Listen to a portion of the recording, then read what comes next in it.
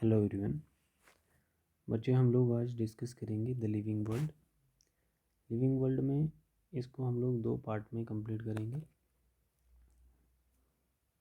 Day one में हमारा रहेगा properties of living organisms, diversity in the living world, taxonomic categories. ठीक है। डे टू में हम लोग देखेंगे इसकी generic name, specific epithet, organism with taxonomic categories. और टैक्सोनॉमिकल ऐड आपके सिलेबस से हटा दिया गया, इसको हम लोग नहीं करेंगे। तो सबसे पहले हम स्टार्ट करते हैं लिविंग वर्ल्ड में कि लाइफ क्या होता है। देखो, एक unique complex organisation of molecule है, expressing through the chemical reactions which lead to growth, development, responsiveness, adaptations and reproduction. ठीक है। तो क्या कहलाता है? आपका लाइफ कहलाता है। मतलब लाइफ का डिफाइनिंग फीचर वही कहलाएगा जिसमें आपको ग्रोथ दिखेगी, रिप्रोडक्शन दिखेगी, मेटाबॉलिज्म दिखेगा, सेलुलर ऑर्गेनाइजेशन एंड कॉन्शियसनेस। ठीक है।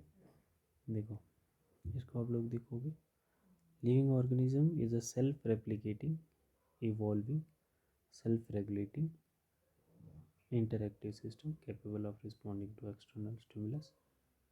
ठीक है। प्रॉपर्टीज में जैसे हमारे पास आता है growth, it is the increase in the number of mass of cells by cell division. In plant growth continue throughout the life Spain.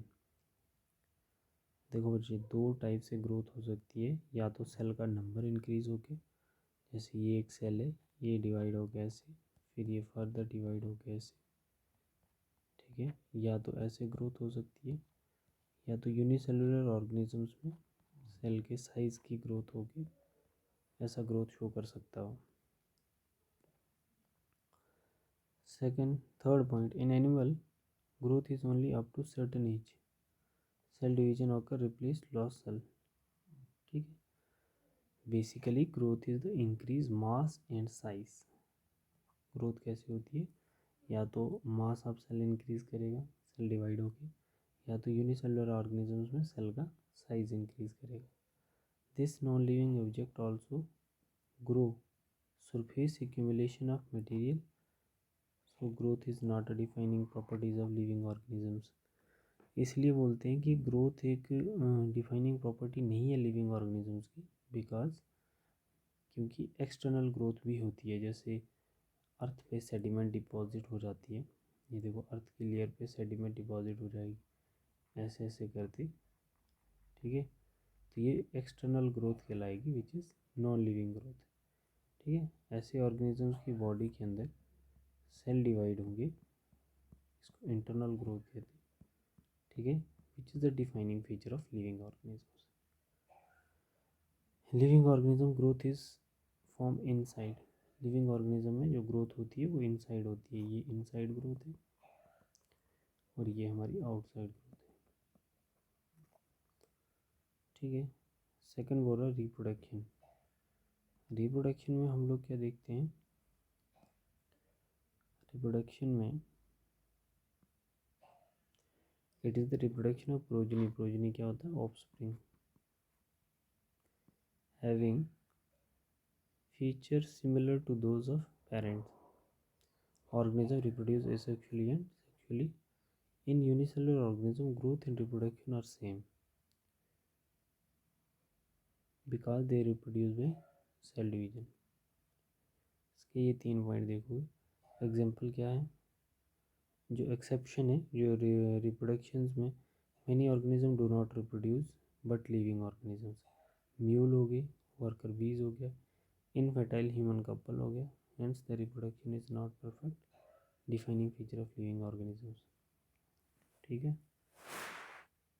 इसमें देखो मेटाबॉलिज्म आ गया। जैसे मेटाबॉलिज्म क्या होता है? Sum total all biochemical reaction taking place inside the living system. ठीक है। जिस ऑर्गेनिजम्स के अंदर बायोकेमिकल रिएक्शंस होती हैं वो मेटाबॉलिज्म्स कहलाता है, और मेटाबॉलिज्म एक पार्ट है लिविंग ऑर्गेनिजम्स का। हम लोग लिविंग ऑर्गेनिज्म किसको बोलेंगे? जिसकी बॉडी में मेटाबॉलिक रिएक्शन होती है। It is defining feature of living organisms. Metabolic reaction can be demonstrated outside the body in cell-free system.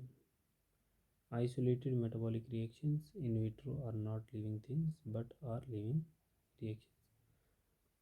Metabolic activities in vitro भी की जाती हैं. इन विट्रो का मतलब होता है बच्चे जैसे लैब वर्क में हम लोग बायोकेमिकल रिएक्शंस बनाते हैं, बट जैसे हमारे पास होता है लैब के अलावा जो भी एक्टिविटीज़ हैं बायोकेमिकल वो सेल के अंदर ही होती है.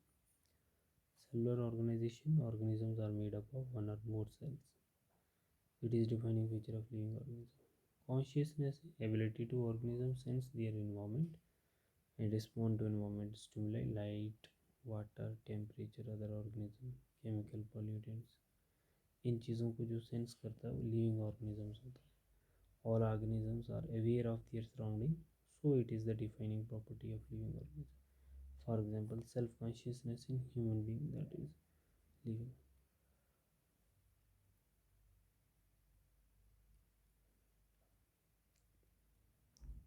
थोड़ा सा डाइवर्सिटी पे देखते हैं. Diversity in the living world पे देखते हैं थोड़ा सा क्या है.